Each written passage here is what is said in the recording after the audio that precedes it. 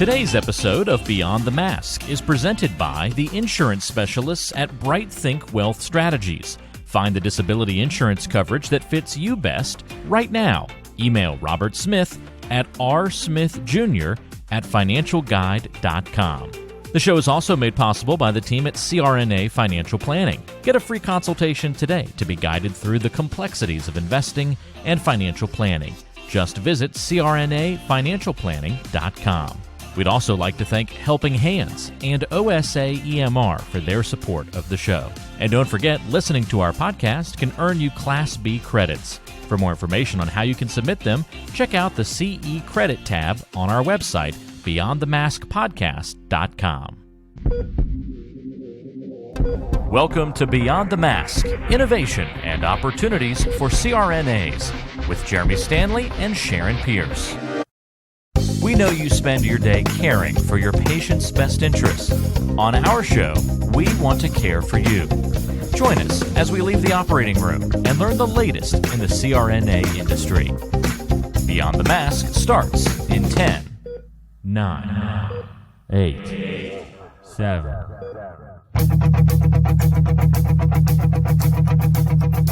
Hello, Sharon. How are you today?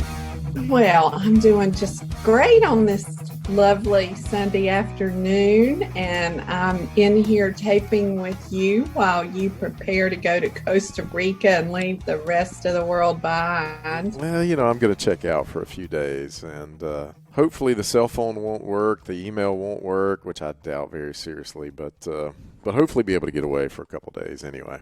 So are you telling me don't call you at 6 o'clock in the morning with the brilliant ideas like I usually have? It'll be 5 o'clock my time, so probably not. I might not be available. Oh, so what time zone is Costa Rica? I Central think it's time? 1 hour, 1 hour back. So Okay. Yeah. All right. Well, I'll try and forget your phone number for the next week or so. How about the next 2 weeks? And we'll be gone for almost 2 weeks. So.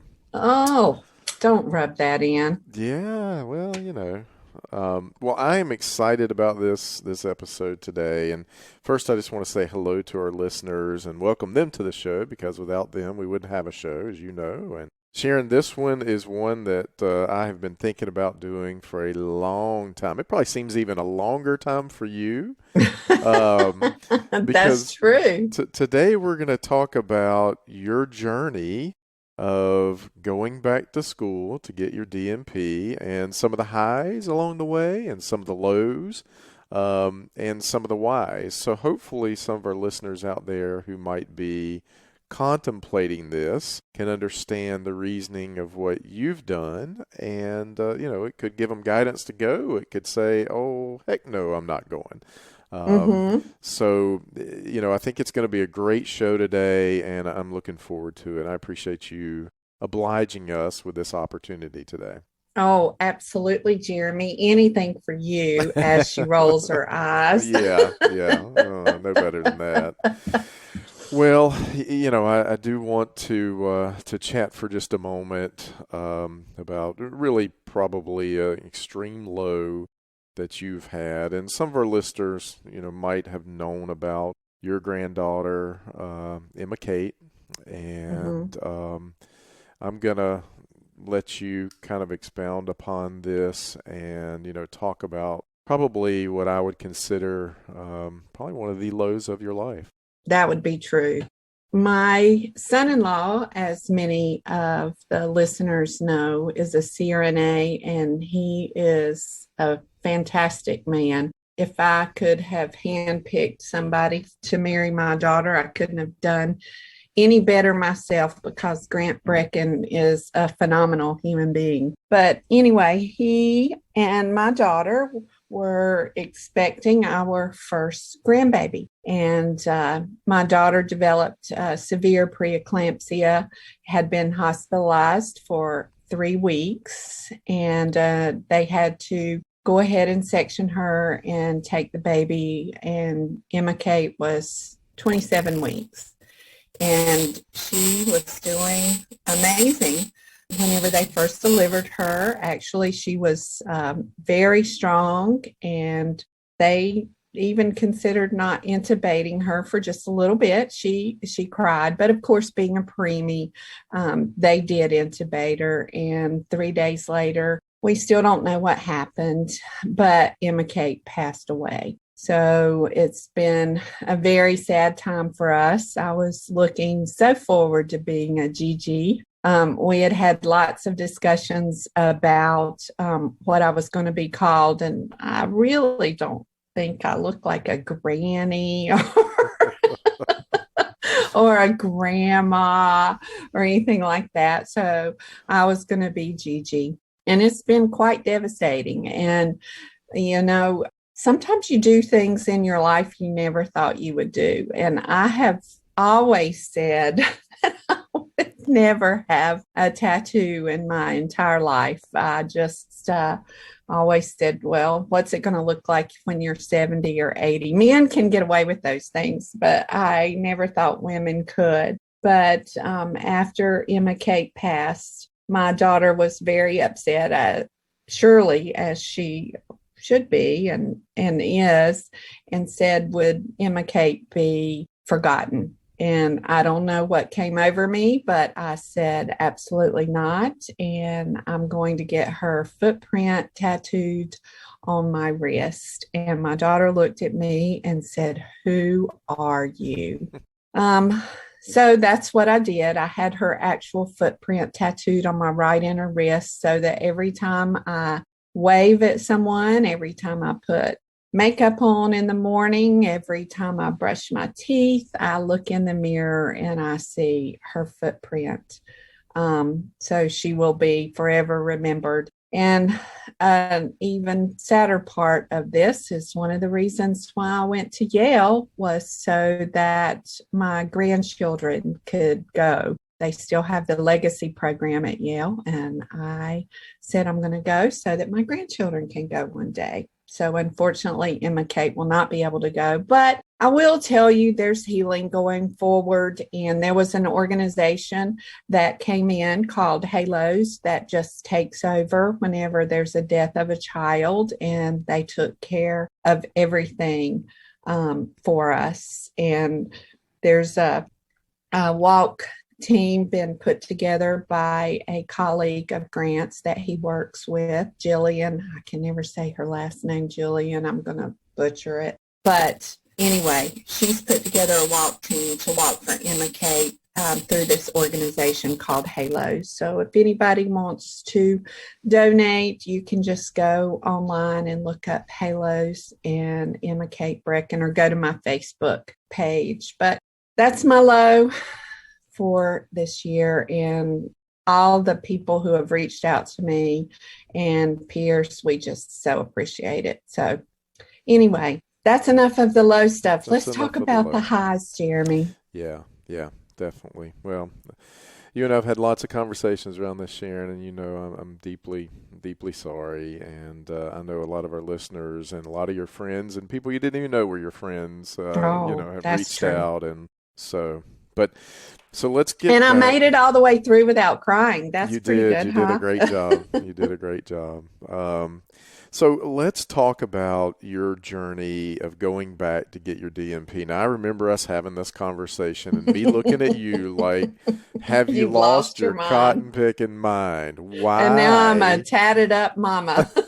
I mean, you're just, going in all kinds of directions right now. So, but, I have to sit back and, you and I talked about this from my perspective. You're a seasoned CRNA. You've been around.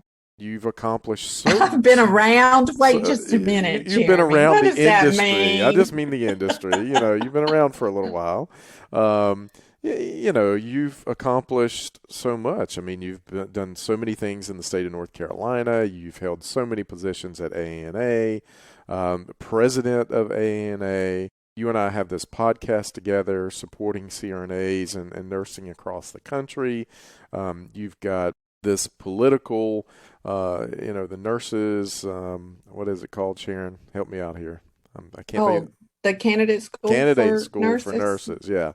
You're doing that. and you had all these things you've got done, but you decided you wanted to go back and get your DNP. And my first question was, why? Why? Why don't we start there?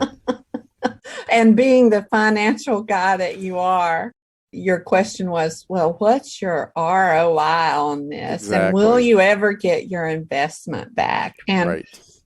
we have talked about that on many different occasions. And financially, will I recoup the money that I put out? Probably no, not at my age. Now, if I was brand new in this profession, absolutely you will. But for me, not so much. And, we've talked about this, and I've tried to make the reasons why I went back to school a little bit more concise. And I think it's just, it was complicated. I went surprising. I think there are a lot of reasons why I went back to school. Number one, we know that the whole profession is transitioning to the DNP. Right. Do I want to be an outlier in that regard? No, I've always kind of seen myself as a leader. But I will tell you, how many times did you hear me say I was never going to go back to school? A lot. I mean, I've been president. I couldn't go any higher than that. Right. What is this going to do for me? But being an outlier, the other thing is that it took me 3 years. Yale was a 3-year program, one of the only few, if the only one in the country that's that long. 3 years was going to pass whether I did it or whether I didn't. Do I get bored easily? Yes. And, already people that I work with are saying, okay, what's next for you? Yeah. What's next? You were the first one. I think as soon as I got my degree and you saw that I had my degree conferred on me, I got a text. Okay, Sharon, what's next? And people who know me well know that that's true.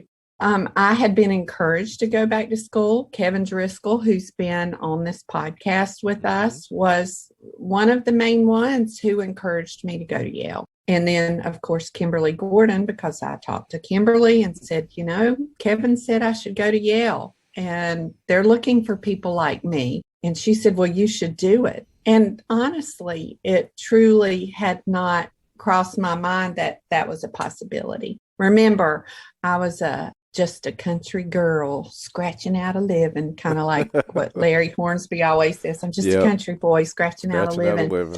And going to Yale seemed like just this huge possibility that was out of my reach. Yeah. So my why, I've looked back at whenever I was AANA president, and I would always sit on all of these forums, these panels, and I was the only one that didn't have a doctorate. Whenever we were in negotiations with NBCRNA, Juan Quintana, my president-elect, was with me. And I can remember after we would get through, I would look around and I would realize I was the least educated person in the room. Now, I think sometimes that benefited me because I didn't overthink things, and I would like to think more street smart. Right. Now, was there a defining moment? There could have been a very defining moment when I was testifying in the General Assembly in Raleigh. And whenever the healthcare committee chair says, well, Dr. So-and-so, what do you think? Dr. So-and-so, what do you think? Dr. So-and-so, what's your response? And then they go, and Sharon, what's your response? Of course, they all know me by my first name there anyway. Yeah. And that was a little off-putting for me. So, it would have been cool to be able to say, well, it's Dr. Pierce, and that's because Yale says it so. Well, you can do that now. I can do that now. So, it's a very complicated issue. And, there's always, for self-satisfaction, just to say that I did it. Yeah. But I'm telling you, for me, and it has been so long since I was in school, it was hard for me. Your brain learns differently as you get older. I'm not saying that should change your thoughts about going back to school. Just be aware that it may be different than when you were in school 30 years ago. Well, I can only imagine. I mean, the technology, the utilization of the computer, a lot of your stuff was done online. I mean, you had a lot of distance learning, a lot of self-learning, and I mean, I can only imagine the differences now. I haven't been in school in a while. Of course, we have to do education each year, but it's different. And yes. And it's not bad. Now, my program was hybrid, which I enjoyed. Tracy Castleman, my girlfriend from New Jersey, she went back to school at the same time at Rush. And her class, she didn't even meet her classmates for months. I had to go to Yale once a month and once a semester for an intensive, a 2 to 3 day intensive, of course, until COVID hit. But I really enjoyed the hybrid piece of it. But yes, the rest of it was online. And I was a little bit unsure of whether I would like that or not. But I found that there's certain pros that go along with that. What I mean is when you are in a classroom and you are taught something, you get one chance to get it. That's it. While Right. you're That's true. sitting there, Yeah. and you better be paying attention. But if you have a class online, I would listen to it on my way to work. You could play it again, whatever the lecture was, whatever it was. So you get an opportunity more than once to get that content in. Yeah. So I really kind of liked that. I liked the asynchronous piece of it. I didn't have to do it at somebody else's timetable. I could do it at mine. If I wake up at 3:00 in the morning and can't go back to sleep, I can get up and I can do Right. work. I don't have to be sitting in a classroom at 8:00 on Monday morning. So there are definite bonuses to that I wouldn't have thought about. As a CRNA, you spend years preparing yourself for this career, so we don't want to see you lose out on any of the income you've worked so hard to earn. The best way to protect yourself and give you the confidence that a major life event won't disrupt your financial future is through disability insurance. We've known disability income specialist Robert Smith for many years and have seen the work he's done with nearly 2,000 CRNAs over multiple decades. He can help identify any gaps in your existing coverage and fill those gaps by finding the best value on a policy. Contact Robert and let him know you heard about him on our podcast. Send him an email at rsmithjr@financialguide.com. That's rsmithjr@financialguide.com. Or call him at 504-394-6557. Protect your greatest asset as a CRNA, yourself and your ability to earn a living by adding disability insurance to your financial plan. So, in my mind, and I've always thought this way about the DNP, if you're a CRNA working in a hospital, maybe even doing 1099 practice, and you're out there, you're making money, and you're making good money. You've got your master's, you can still be a nurse anesthetist. We've still got a few, I think, certificated CRNAs out there. Not many. They still, not many, but a few. They still make the same amount of money. They still can do the same job. And in my mind, I've always thought, gosh, if that's me, what would make me do that? And I think what you alluded to in your position, I understand it. I mean, here you are, you've reached the pinnacle. I know you have other aspirations other than just giving anesthesia each day. In fact, that's probably part of being a CRNA that you don't want to do every day anymore. And that's Jeremy talking.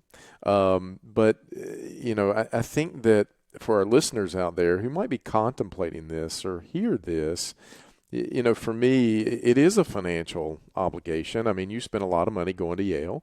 You're going to spend a lot of money going back and getting your DNP. It is going to affect, the amount of money that you're able to save, and there's a lot that goes into it. So in my mind, it's always been, well, if I ever wanted to go the education route, you're going to have your DNP.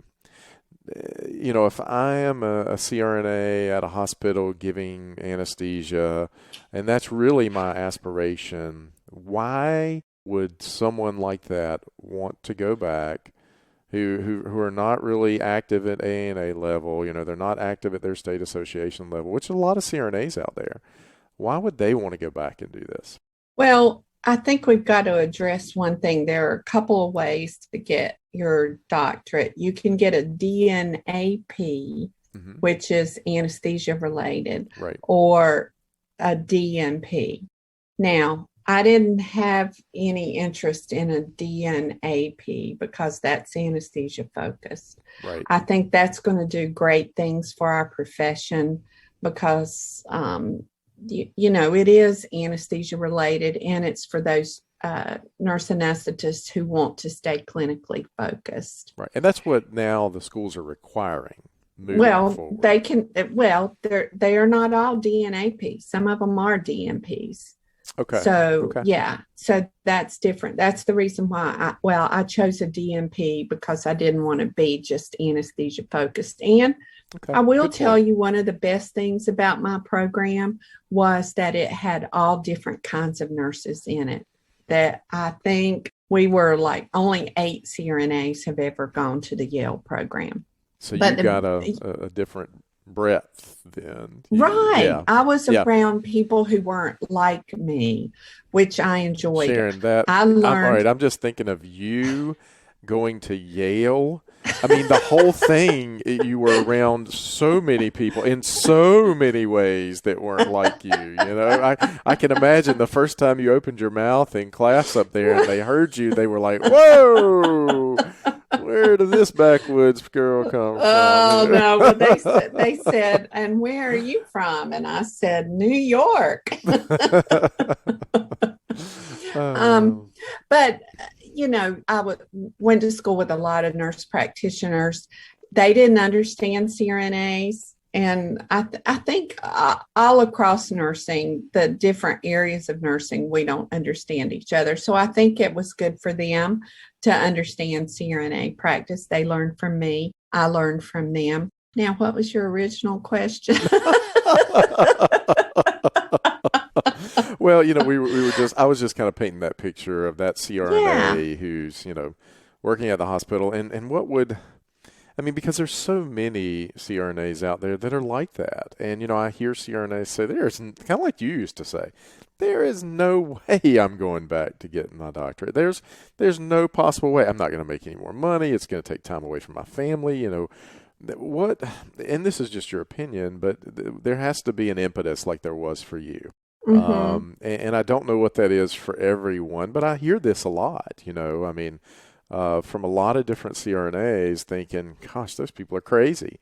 But I think the reasoning behind it is you have different aspirations. You're the one that sat in Raleigh and heard them call everyone else doctor, and Sharon Pierce, being the Sharon Pierce that I've known for a long time, didn't like that. They addressed, it was almost like it was an address down to you, even though you are on par with everybody in that room. So, and I know that's not the only reason you did it, but it adds impetus there. So I think the question would be, is those listeners out there who think like that, any words of wisdom for them?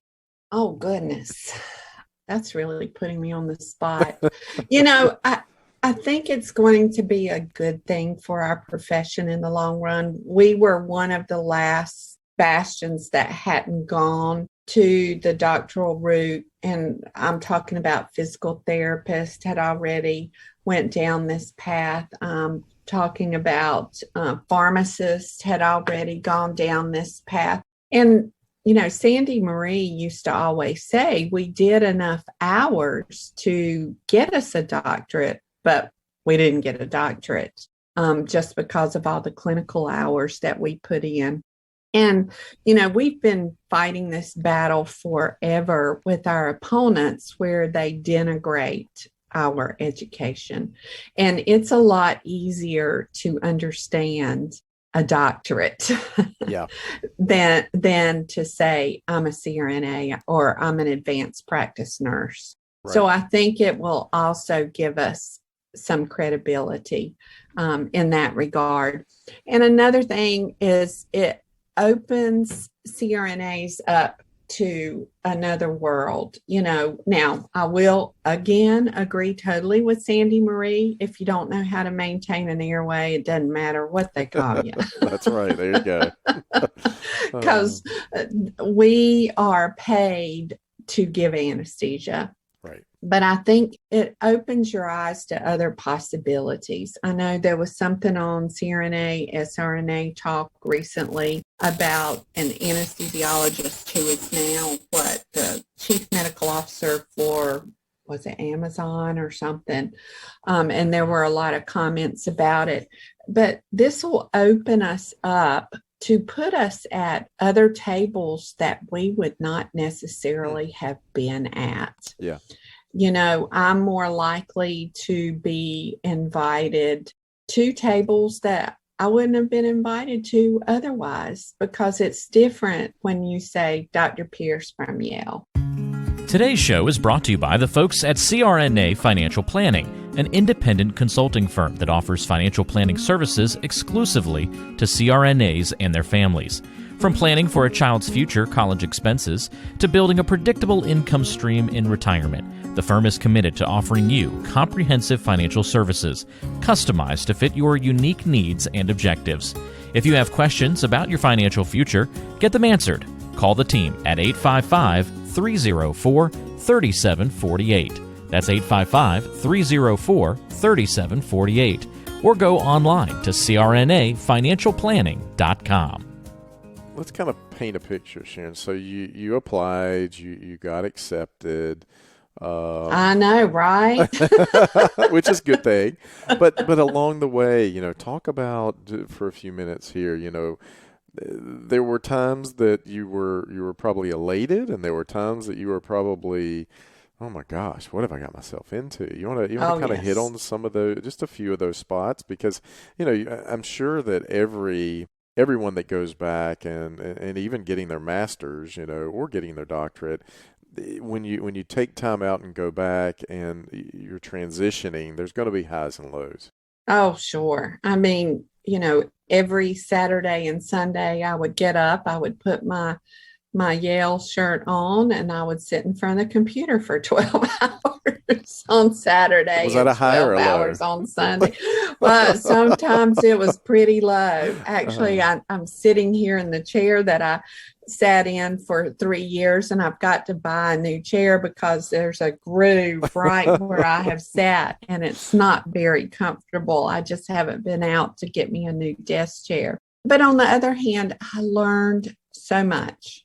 Yeah. I thought that I had been around for a long time, and I knew a good deal, but there's still so much to learn. Mm-hmm. And I enjoy learning. And I think by and large, most CRNAs do. They're continuous learners because, the technology in anesthesia has changed just since I went to school. Yeah. A lot. And so we are continuous learners. And you've heard me say how many times CRNAs are the smartest people that I know. Absolutely. And you can't fill them up. You just can't. They are just vessels that you can just keep pouring information in, and they keep consuming it, and they still want more at the end of it. Yeah, that is very true. I tell people all the time that the same thing you say. I mean, CRNAs are some of the smartest people that I know. Mm-hmm. I'm glad that some of them aren't good at financial matters, because it, they put you out of a job. Put me out of a job, but I mean, in all. But they could be. They could be if they applied themselves. That is very true. So, but yeah, I mean, I think as I kind of walked through this with you along the way, I saw you. There were times that, man, you were. You it were was working tough. and working, and it was hard. It was tough, and you had to pick It Yale as well. was. So you know, But, the beauty of it is I would hope that I have enlarged the footprint of CRNAs because everywhere I go, I carry my role with me because right? being a CRNA is an integral part of who I am. I mean, I still wore my bling bling pin Yeah, all the time whenever I was at school, whenever I was at Yale. And on the website talking about the students, it talks about me being a CRNA and me being the president of the association, and those kinds of things. And I had exposure to people that I would never have had exposure to if I wouldn't have gone back to school. So it's a good thing. yeah. It's a good thing. No, I think it has been, and you've made me look at it in a different light for sure. Just kind of watching your journey, and it's not life isn't always about money. You and I joke back and forth Mm-hmm. about this a lot, and yes, that is, what I deal with all the time. But if it's one thing that I've learned throughout my career is that everything can't be about money. Life is not all about that, and it's about other things that you want to accomplish in this short life that we all have on this earth. So, and you've done a Well, I lot. want to I want to talk about my classmates too. I met some phenomenal people from all across the country. There were 17 in our cohort, and they lived from California to New York. And they're going to be my lifelong friends. Yeah, And they were some of the first people that reached out whenever, what happened about Emma did. Just phenomenal people. And again, people I would never have crossed paths with. yeah. There's one nurse, Nancy Rizzuto. She's a nurse up in Brooklyn, New York. Now, what's a Southern girl? How is a Southern girl from North Carolina ever going to cross paths with a nurse from Brooklyn, New York? Yeah. Italian, and she's amazing. And one of the first people that called me whenever it got out about Emma. And so there are people that'll be in my lives from here on, contacts, and I would do it again, maybe.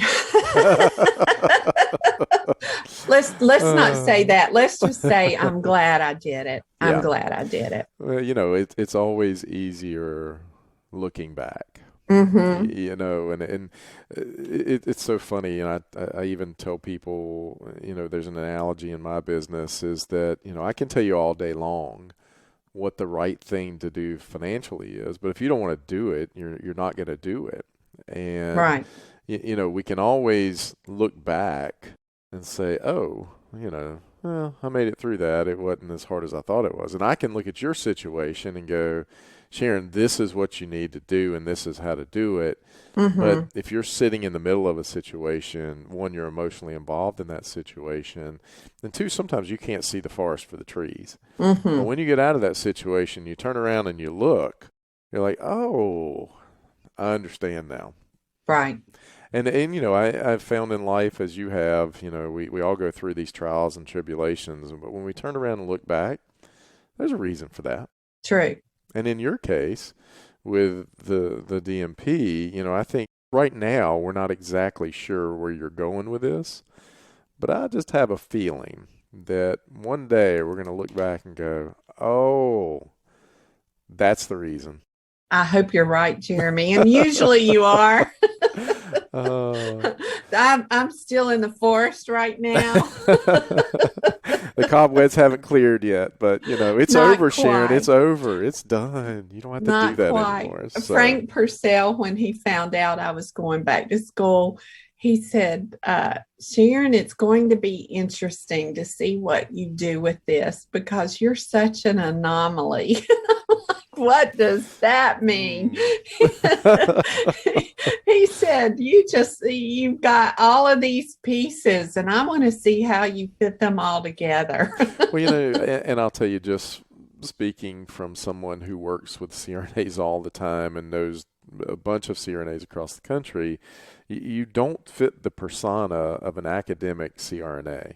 Oh, no. At all. And my advisor would absolutely agree with you.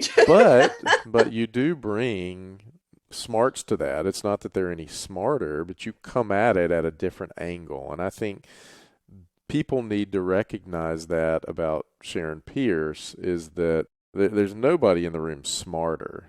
And sometimes I find, and I'm not being derogatory here, but academia teaches things one way, and Sharon will come running out of left field when everybody else is standing there thinking one way and come up with something else, and then that's really true, So you're right. I mean, you probably didn't fit in certain ways, and you are an anomaly, and I think that's probably what Frank was trying to say.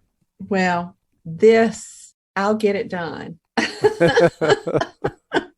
It might not be the way that somebody else thinks, but I'll get it done. Yeah. Well, Sharon, any words of wisdom as we kind of wrap this one up here? Anything else you'd like to get across? Absolutely. To the younger CRNAs that are listening out there, if you're thinking about it, just do it, and do it now. The next 2 years of your life is going to go by anyway. You'll have something to show for it when you're done, and do it now, because your brain is so much more pliable than it will be at the age that I went back to school. You want to tell us what that is, or you just... No? Okay, all right. But I truly have no regrets in going back, and I'm glad I did it. Yeah. Well, good stuff, and thanks for sharing that with us, and hopefully someone out there sitting on the fence can say, oh, Sharon, I listened to that podcast you did about that, and you're the reason I went back to school. Mark my words, somebody's going to come up to you at some meeting, and they're going to say that. I would love that. I really would. So, if you help one person. So, all right, Sharon. Well, I think that's a wrap. Thank you for doing this. Thanks for all you do for CRNAs. And, we will wrap this up and thank our listeners for listening to Beyond the Mask with Jeremy Stanley and Sharon Pierce. If you like our show, what's the single best way to help the show grow, Sharon? You keep saying single. There's so many ways to help our show grow. Like us, share us, love us, tell all your friends. Well, sharing and telling their friends, I think, is a great way. So, but, we're in the top 50 medical podcasts, and our goal is to be in the top 10 and on our way to number 1. Absolutely. All right. Until next time. It's a wrap.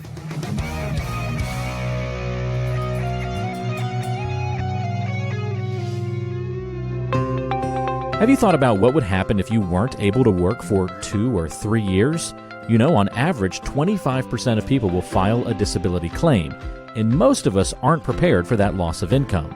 Every CRNA needs to protect their biggest asset, yourself, and your ability to earn with a disability insurance policy. We recommend contacting Robert Smith, a master disability insurance specialist with more than 30 years of experience and 1,800 CRNA clients, to find the coverage that fits you best.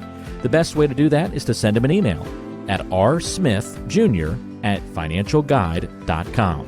That's rsmithjr@financialguide.com. Or call him at 504-394-6557. Beyond the Mask is made possible by the team at CRNA Financial Planning. With almost 2 decades of experience, the firm guides CRNAs through the complexities of investing and financial planning. Schedule a free consultation today by calling 855-304-3748 or go online to crnafinancialplanning.com. Hi, this is Jackie Rolls, President of the International Federation of Nurse Anesthetists and President and founder of Our Hearts, Your Hands, a global anesthesia support community that takes donations to allow nurse anesthetists in low and middle income countries to go to educational programs, buy equipment, or textbooks. Your donations are tax deductible, and we would appreciate your support. OSA EMR is a free anesthesia EMR developed by CRNAs that you can download and use on an iPad. Our nonprofit mission is to make sure that solo and small practice CRNAs can digitally record their anesthetics. To learn more, visit osaemr.com to download and consider donating to our cause. Remember, for CRNAs, data is destiny.